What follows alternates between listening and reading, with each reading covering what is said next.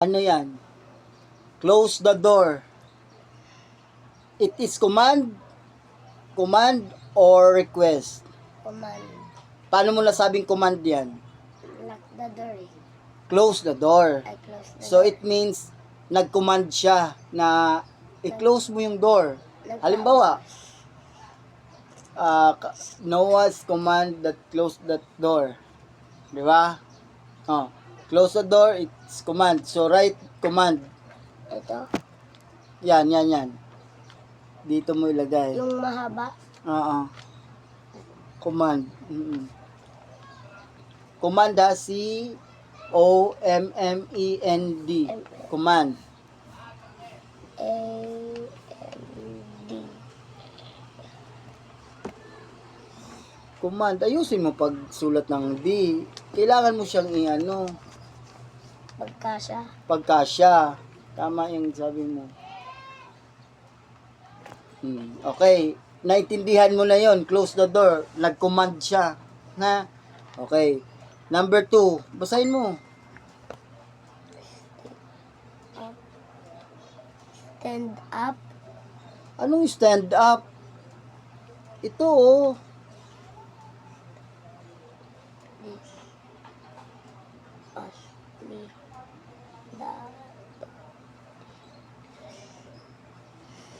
Please pass me the Pencil. pencil.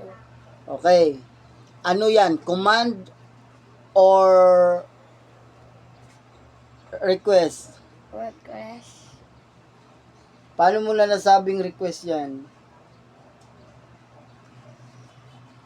Kasi meron siyang ano na please, di ba? Please pass me the pencil. So that's request. Okay, sulat mo request. Saan dito? Ito request. Ito, Yan, request.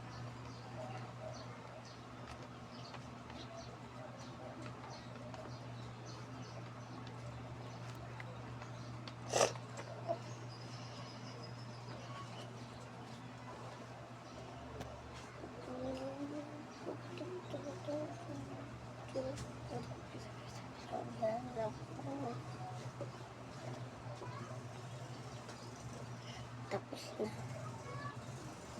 Asan yung T? Ayun nga pala. T yan sa request.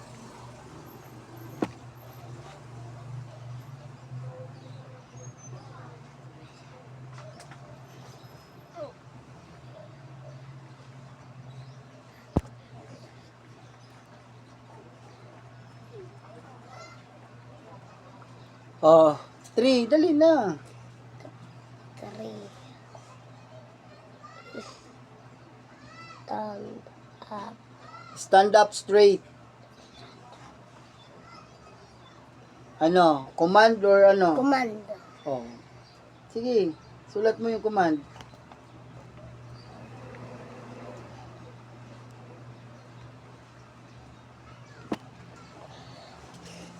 Can you help me guard this big Bag. bag? O ulitin mo pagbasa. Can you help me carry this bag?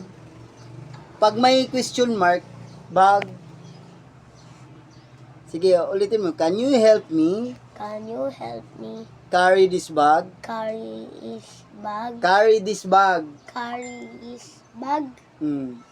Ano yan? Command request. Command.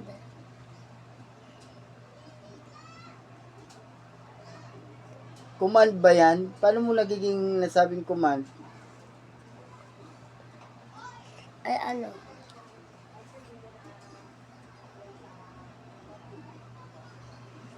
Ito. Hindi mo matatawag ng command yan. Ito. Can you help me? May can you help me siya eh. Ito. Request yan. Can you help me? Nag-request siya. Can you help me?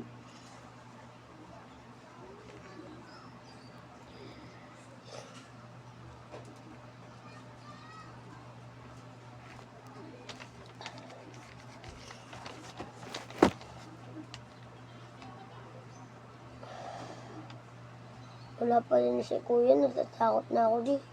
Bakit? Wala pa din si kuya oh. Hayaan mo siya. Baka nag-cutting yan. Cutting talaga. Pareho ko yung dalawa, nagka-cutting yun. Hindi naman ako nagka-cutting. Grade 1 pa nga lang. Grade 2 pa nga lang ako eh.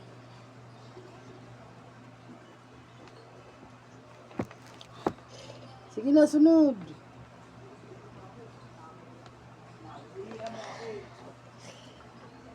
Wash Wash your yung hands before eating. Ano yan? Command or ano? command. Adi. Command ba? Wash your hands before eating. Command. Command. Ito di. Oo.